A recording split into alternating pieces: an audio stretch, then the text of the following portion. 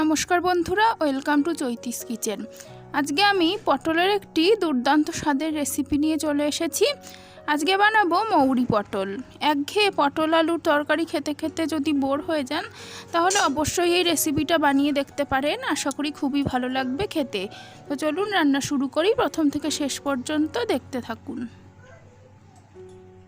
মৌরি পটল বানানোর জন্য এখানে আমি পটলগুলোকে এভাবে কেটে নিয়েছি। রয়েছে যেটা অবশ্যই সেটা মৌরি, তারপরে রয়েছে আলু কেটে নিয়েছি, রয়েছে আদা আর কয়েক টুকরো কাঁচা লঙ্কা।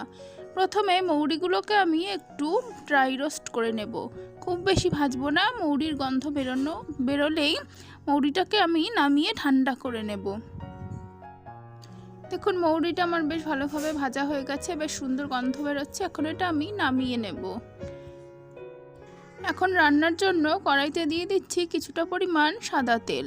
আপনারা চাইলে রান্নাটা সর্ষের তেলেও করতে পারেন। তেলটা গরম হয়ে গেলে তেলে পটলগুলো ভালো করে লাল করে ভেজে নেব। পটলগুলো লাল করে ভেজে নিলে তরকারিতে বেশ ভালোই স্বাদ হয়, তো সেই জন্য পটলগুলো ভালো করে লাল করে ভেজে নিতে হবে। পটলগুলোতে আমি আগে থেকে নুন হলুদ মাখিয়ে নিয়েছিলাম। এখন পটলগুলো উল্টে পাল্টে ভালো করে লাল করে ভেজে নিচ্ছি।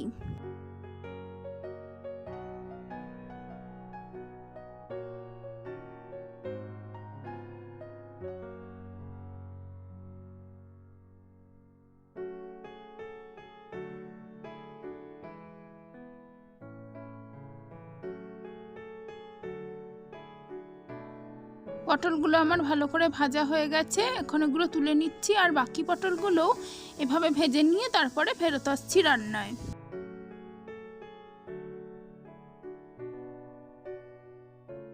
সমস্ত পটলগুলো ভাজা হয়ে গেছে, এখন ওই তেলেই আমি আলুগুলো ভালো করে লাল করে ভেজে নেব।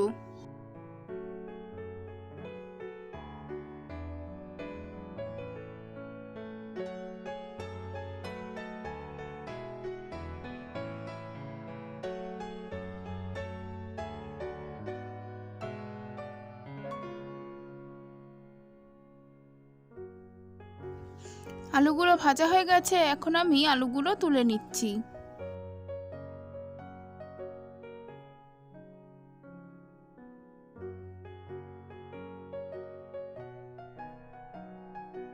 এবার এই তেলের মধ্যে দিয়ে দিচ্ছি কিছুটা পরিমাণ গোটা জিরে ফোড়ন। ফোড়নটা কয়েক সেকেন্ড একটু ভেজে নেব।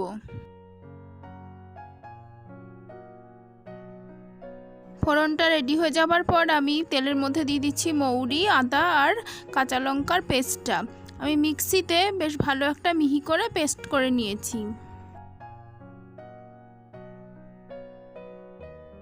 এবার এই মিশ্রণের মধ্যে দিয়ে দিচ্ছি পরিমাণ মতন হলুদ, তারপরে দিয়ে দেব কিছুটা পরিমাণ জিরে ধনের গুঁড়ো, তারপরে দিয়ে দেব পরিমাণ মতন লবণ আর চিনি।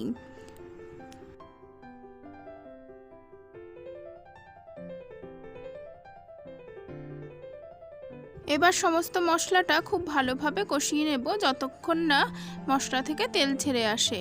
আমি সামান্য একটু জল দিয়ে মশলাটা খুব ভালোভাবে কষিয়ে নেব। আর কষানোর ফাঁকেই আমি দিয়ে দিচ্ছি কিছুটা পরিমাণ কাশ্মীরি লঙ্কার গুঁড়ো, শুধুমাত্র রঙের জন্য। এই রান্নাটা একটু মিষ্টি মিষ্টি হলে খেতে বেশ ভালোই লাগে। আর এখন দিয়ে দিচ্ছি 2 চামচ মতন ফেটানো টক দই। টক দইটা সমস্ত মশলার সাথে ভালোভাবে মিশিয়ে নিয়ে তারপরে মশলাটা খুব ভালোভাবে কষিয়ে নেব।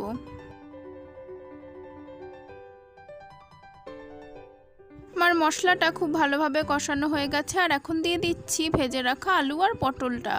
আলু আর পটলগুলো খুব ভালোভাবে মশলার সাথে মিশিয়ে নিচ্ছি।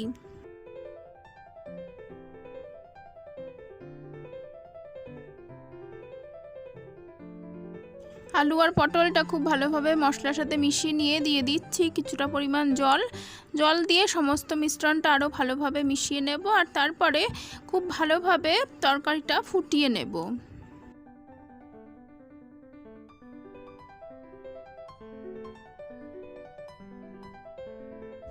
এবার কড়াইটা ঢাকা দিয়ে গ্যাসের আঁচটা মিডিয়ামে রেখে খুব ভালোভাবে ফুটিয়ে নেব যতক্ষণ না ঝোলটা গামাখা হয়ে যায়। দেখুন কিছুক্ষণ পর আমি ঢাকনাটা তুলে নিয়েছি, ঝোলটা বেশ ভালোভাবে ফুটে গেছে। এবার ঝোলটা আরও কিছুক্ষণ ফুটিয়ে খুব ভালোভাবে ঘন করে নেব ততক্ষণ না ঝোলটা বেশ গা মাখা মাখা হয়ে আসে।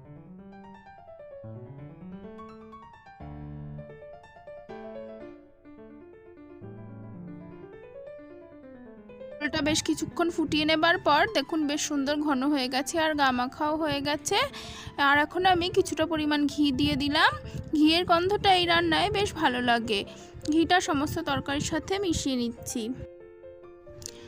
ব্যাস রেডি আমার মৌরি পটল। যদি আপনাদের রেসিপিটি ভালো লেগে থাকে তাহলে অবশ্যই রেসিপিটি বাড়িতে একবার ট্রাই করবেন, আশা করি খুবই ভালো লাগবে খেতে। আর আমার আজকের ভিডিও যদি আপনাদের ভালো লেগে থাকে তাহলে অবশ্যই ভিডিওটিতে লাইক দেবেন, কমেন্ট করবেন, শেয়ার করবেন। আর আমার চ্যানেলটিকে যারা এখনও সাবস্ক্রাইব করেননি অবশ্যই সাবস্ক্রাইব করে পাশে থাকবেন। ধন্যবাদ বন্ধুরা।